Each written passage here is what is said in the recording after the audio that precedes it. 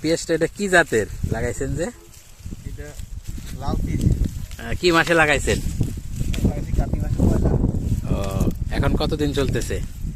এটা হিসাব করেন, এটা হলো পৌষ মাসের আজকে কয় তারিখ। আর বাজার কি রেট পেঁয়াজের এখন? বাজার দেখতেছিল 2000 এখন বর্তমান বাজার 2000। কেমন আশা করেন এই জমিতে বিক্রি হবে? জমিতে তো মারি গেছে, মারি না গেলে তো আশা অনেকই আসছিল, মারি দিয়ে আশা তাও আনুমানিক কত মন হতে পারে? এখন তো মারি গেছে, 15 কাঠার ভিতরে মনে হয় 30 মন 25 মন হতে পারে। আর আপনি যখন লাগাইছেন নিয়মিত কি স্প্রে করছেন এবং কিভাবে কি কি দিয়েছেন একটু নিয়মটা বলেন তো পেঁয়াজের?